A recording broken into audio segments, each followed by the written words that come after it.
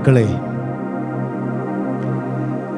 നമ്മോട് കൂടെയുള്ളവൻ അന്ത്യം വരെയും നമ്മെ സഹായിക്കുന്നവനും ശക്തീകരിക്കുന്നവനുമാണ്.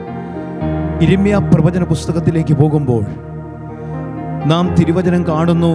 1-ാം അധ്യായം 19-ാമത്തെ വാക്യത്തിൽ, അവൻ നിന്നോട് യുദ്ധം ചെയ്യും, നിന്നെ ജയിക്കയില്ലതാനും, നിന്നെ രക്ഷിപ്പാൻ ഞാൻ നിന്നോട് കൂടെയുണ്ട്.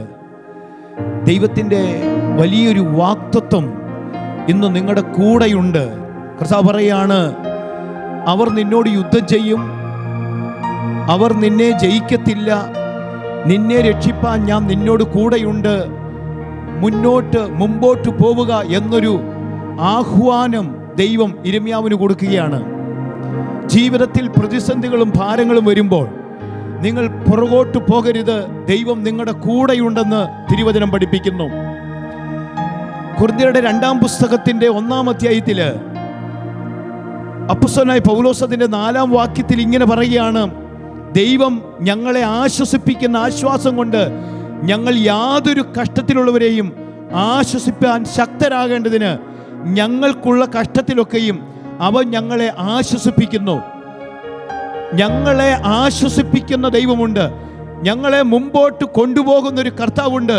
അതുകൊണ്ട് അതിൻ്റെ 10-ാമത്തെ വാക്യത്തിൽ പൗലോസ് പറഞ്ഞു, ഇത്തര ഭയങ്കര മരണത്തിൽ നിന്ന് ദൈവം ഞങ്ങളെ വിടുവിക്കുകയും ചെയ്യും, അവൻ മേലാലും വിടുവിക്കും. ഞങ്ങൾ അവനിൽ ആശ വച്ചിരിക്കുന്നു. ദൈവത്തിൽ ആശ്രയിക്കുന്ന ആശ വച്ചിരിക്കുന്ന ദൈവമക്കളെ, നിങ്ങളുടെ ജീവിതത്തിൽ ഒരിക്കലും നിങ്ങൾ തളർന്നു പോകാൻ ദൈവം ഇടവരുത്തത്തില്ല.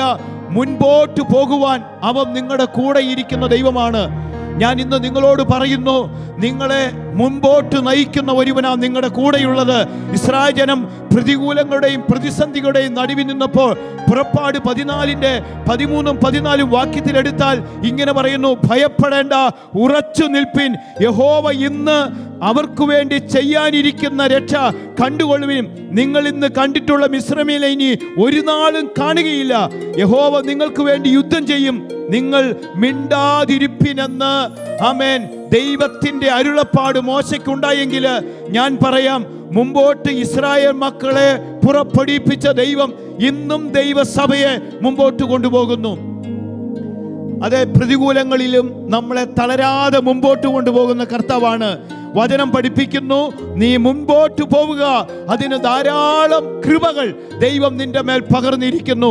അതുകൊണ്ട് വചനം പറയുന്നത്, നീ ശക്തിയിൽ മുന്നേറണം, നീ പ്രാർത്ഥനയിൽ മുന്നേറണം, നീ കർത്താവിൻ്റെ ഒരു പടയാളിയാണെന്ന ബോധ്യത്തോടെ, ലക്ഷ്യബോധത്തോടുകൂടെ കർത്താവിൻ്റെ മുഖത്തേക്ക് നോക്കിയാൽ ഹല്ലേലൂയ, ദൈവകൃപ നിന്റെ മേൽ വ്യാപരിക്കാൻ ഇടവരും. സങ്കീർത്തകൻ പറഞ്ഞതുപോലെ, ബലം നിന്നിലുള്ള മനുഷ്യൻ ഭാഗ്യവാൻ. ഇങ്ങനെയുള്ളവരുടെ മനസ്സിൽ സിയോനിലേക്ക് ഒരു പെരുവഴിയുണ്ടെന്ന് സങ്കീർത്തകൻ എഴുതി വെച്ചിരിക്കുന്നു. ഹല്ലേലൂയ, അവർ മേൽക്കുമേൽ ബലം പ്രാപിക്കുന്നു.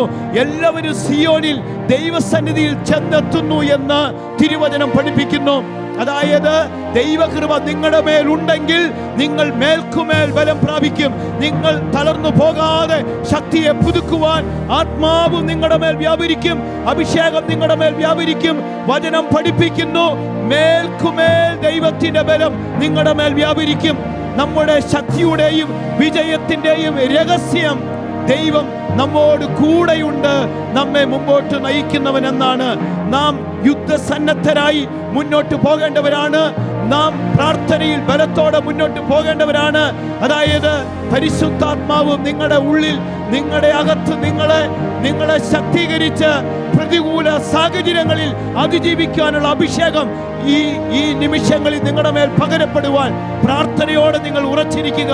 കർത്താവ് നിങ്ങളെ മുൻപോട്ട് നയിക്കട്ടെ, പ്രതികൂലങ്ങളിൽ നയിക്കട്ടെ, തളരാതെ നയിക്കട്ടെ, മടുത്തു പോകാതെ നയിക്കട്ടെ. ജീവിതയാത്ര മുഴുവനും കർത്താവിനോട് കൂടെ പോകുവാൻ പ്രാർത്ഥനയിൽ അവന്റെ മുഖത്തേക്ക് നോക്കുക. എന്നാൽ ദൈവം നിന്റെ കൂടെ ഇരിക്കും. നീ തളരിയേല, നിന്നെ ജയിക്കാൻ ആർക്കും കഴിയത്തില്ല. നിന്നെ രക്ഷിപ്പാൻ ഞാൻ നിന്നോട് കൂടെയുണ്ട്. യിരെമ്യാവിനോട് പറഞ്ഞവൻ നമ്മോടും പറയുന്നു, അവൻ നമ്മോട് കൂടെ ഇരിക്കുന്ന ദൈവമാണ്.